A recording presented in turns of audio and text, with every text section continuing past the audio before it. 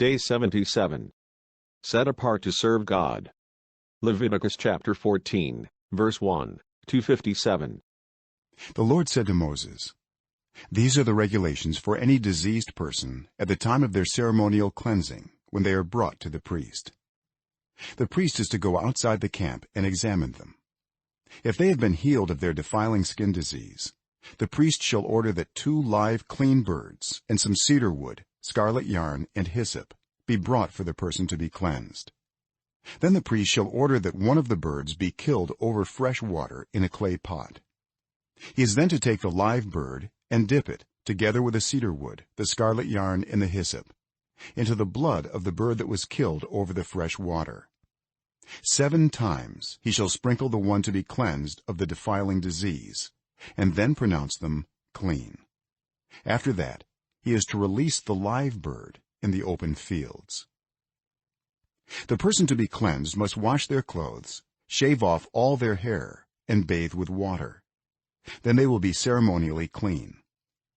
After this, they may come into the camp, but they must stay outside their tent for 7 days.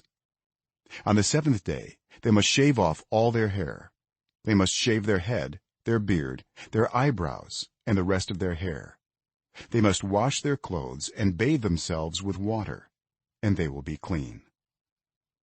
On the 8th day, they must bring 2 male lambs and 1 ewe lamb a year old, each without defect, along with 3/10 of an ephah of the finest flour mixed with olive oil for a grain offering, and 1 log of oil.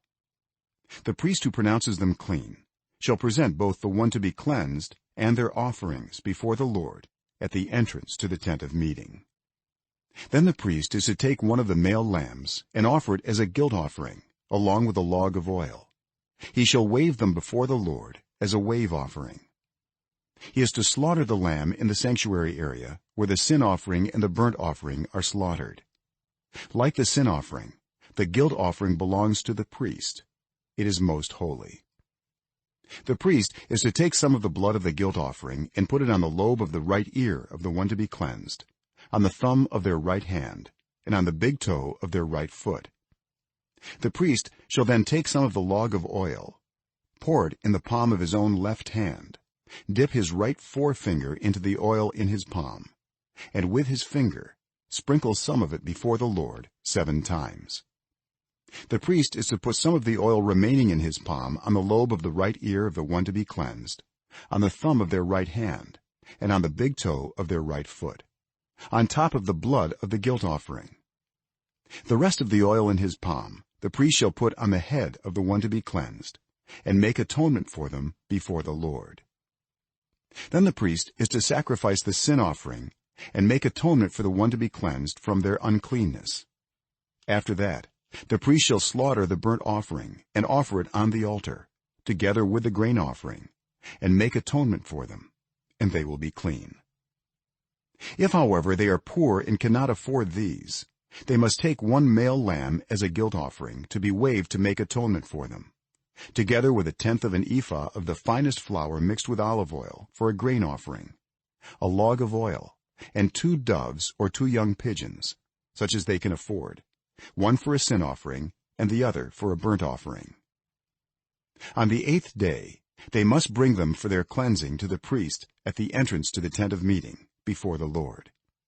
The priest is to take the lamb for the guilt offering, together with a log of oil, and wave them before the Lord as a wave offering. He shall slaughter the lamb for the guilt offering and take some of its blood and put it on the lobe of the right ear of the one to be cleansed, on the thumb of their right hand, and on the big toe of their right foot.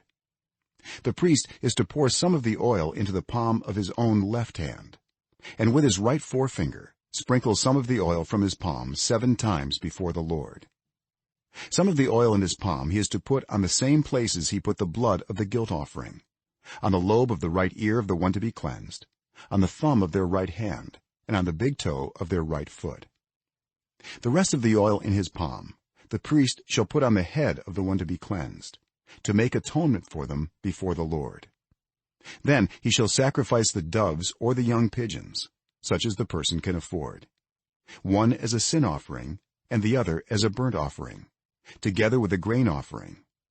In this way the priest will make atonement before the Lord on behalf of the one to be cleansed.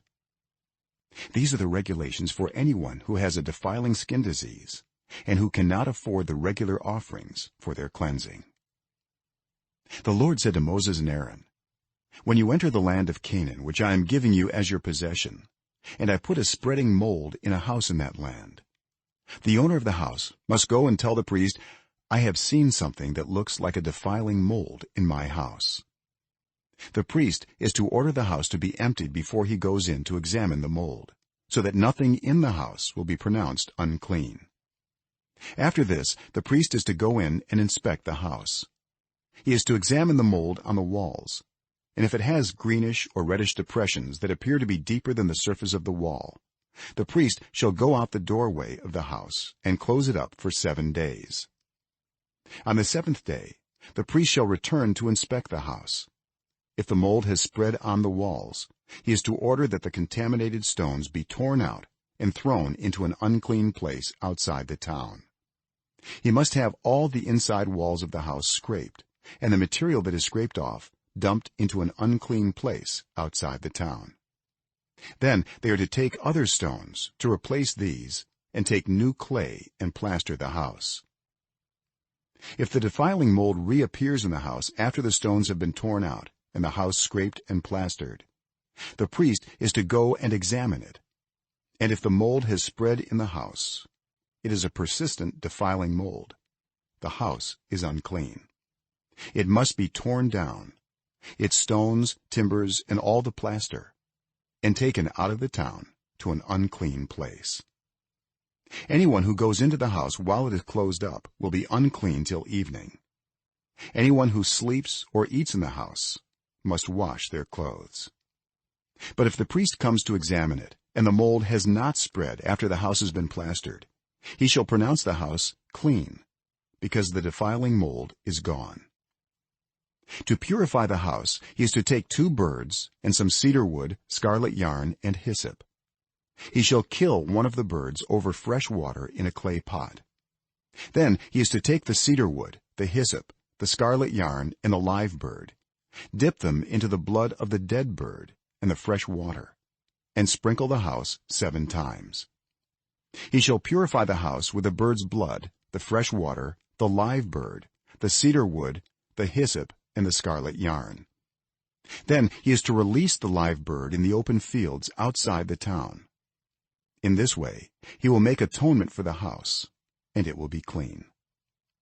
These are the regulations for any defiling skin disease, for a sore, for defiling molds in fabric or in a house, and for a swelling, a rash, or a shiny spot, to determine when something is clean or unclean. These are the regulations for defiling skin diseases and defiling molds. Isaiah chapter 6, verse 1 to chapter 7, verse 9.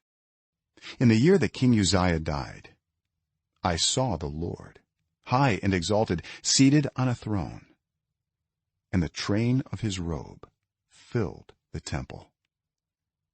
Above him were seraphim, each with 6 wings. With 2 wings they covered their faces, with 2 they covered their feet, and with 2 they were flying. And they were calling to one another, Holy, holy, holy is the Lord Almighty. The whole earth is full of his glory. At the sound of their voices the doorposts and thresholds shook, and the temple was filled with smoke. Woe to me, I cried. I am ruined, for I am a man of unclean lips, and I live among a people of unclean lips.